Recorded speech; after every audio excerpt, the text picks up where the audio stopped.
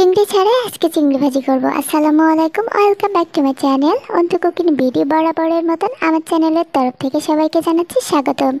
হ্যাঁ, আজকে আমি চিংড়ি ছাড়াই তোমাদের সাথে চিংড়ির স্ন্যাক্স তৈরি করে দেখাবো। তাহলে চলো দেরি না করে ভিডিওটা শুরু করি। তো প্রথমে আমাদের এই স্ন্যাক্সটা তৈরি করার জন্য 2 কাপ ময়দা লাগছে, চাইলে আটাটা ব্যবহার করতে পারেন।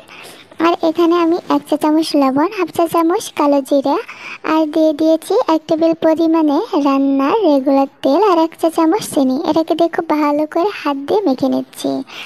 মাখা হয়ে গেছে, কুসুম গরম পানি দিয়ে আমি একটি ডো তৈরি করে নিয়েছি। একটি সফট ডো, নরমও না শক্তও না। আর এদিকে ভিতরে পুরটার জন্য মাঝারি সাইজের 2টি আলু আর 1টি ডিম সেদ্ধ করে নিয়েছি। এটাকে গ্রেট করে নিতে হবে। গ্রেটারে ছোট সাইজ দিয়ে আলুটা গ্রেট করেছি আর বড় সাইজ থেকে আমি ডিমটাকে গ্রেট করে নিচ্ছি। বাস রেডি হয়ে গিয়েছে। এখন আমরা এর ভিতরে 1/2 কাপ মিহি করে কুচি পেঁয়াজ দিয়ে দিচ্ছি, 6-7টা মতো কাঁচামরিচ আপনাদের ইচ্ছা অনুযায়ী দিতে পারেন, বাড়ি অথবা কমিয়ে। 1.5 চা চামচ লবণ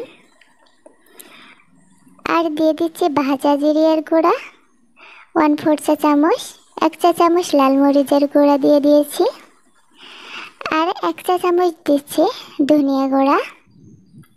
এগুলোকে আলতো হাতে মেখে নিতে হবে, একেবারে ভর্তা ভর্তা করা যাবে না। দেখতে পাচ্ছেন কিভাবে মেখেছি। এখন ডোটাকে নিয়ে আমি আরও 2-1 মিনিট এটাকে মথে নিয়েছি আর এটা থেকে লম্বা করে রোল করে লেচি কেটে নিয়েছি। ছোট্ট একটা লেচি নিয়েছি আর এখান থেকে মাঝারি সাইজের রুটি বলে নিয়েছি। এক সাইডে আমি যে পুরটা বানিয়ে রাখলাম আলু ডিমের, ওটাকে দিয়ে এই এক সাইডের রুটিটা উল্টে নিয়ে এসে মুখটাকে আটকে দিতে হবে হাত দিয়ে চেপে চেপে, যাতে ভিতরে পুরটা না বেরিয়ে যায়। আর বাকি অংশটাকে আমি ছুরি দিয়ে এভাবে কেটে নিয়েছি আর কোণায় পানিতে হাত ভিজিয়ে এটাকে ভিজিয়ে দিচ্ছি, যাতে ফোল্ড করার সময় এটা খুব সুন্দরভাবে লেগে যায়।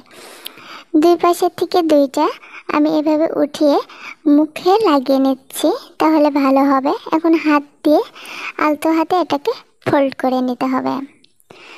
অবশ্যই সব কিছু তো বলে বোঝানো সম্ভব হয় না, কিছুটা দেখেও শিখে নিতে হয়। তো এই যে একটু বাঁকা করে দিলে কিন্তু চিংড়ি মাছ রেডি।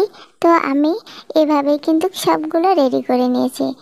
কতটা সহজ তাই না? একেবারে ইউনিক একটি রেসিপি হয়ে গেল। বাসায় কিন্তু ঝটপট বানাবে। আর তোমাদের কাছে কেমন লেগেছে অবশ্যই কমেন্টে জানিও। তো সবগুলো রেডি হয়ে গিয়েছে। এখন চুলায় আমি পর্যাপ্ত পরিমাণে রান্নার তেল দিয়ে দিয়েছি আর এটাকে একেবারে হাই হিট দেওয়া যাবে না, মিডিয়াম হিটে কিন্তু এগুলো ভেজে নিতে হবে। আর শুরু থেকে শেষ পর্যন্ত আমার চুলার জালটা একেবারে মিডিয়ামই ছিল। এভাবে উল্টে পাল্টে এটাকে ডিপ ফ্রাই করে নিতে হবে। বাস এই যে ব্রাউন কালার হয়ে আসলে এটাকে তুলে নিচ্ছে আমি। মাশাআল্লাহ, দেখতে কিন্তু অনেক সুন্দর হয়েছে। আর এটা কিন্তু বাচ্চাদের দিলে কিন্তু খুবই আনন্দের সাথে এটা খেয়ে ফেলবে। তো বন্ধুরা দেখো ভিতরটা কতটা নরম সফট এবং উপরেরটা কতটা ক্রিসপি। তো আজকে এই স্ন্যাক্সটা তোমরা সালাদ অথবা সস দিয়ে খেতে পারো, ইচ্ছা মতো খেতে পারো। আর আজকের ভিডিওটা তোমাদের কাছে কেমন লেগেছে অবশ্যই কমেন্টে জানাতে একদম ভুলো না। আর ভিডিওটি ভালো লাগলে অবশ্যই চ্যানেলটিকে সাবস্ক্রাইব করে দেওয়ার অনুরোধ রইল।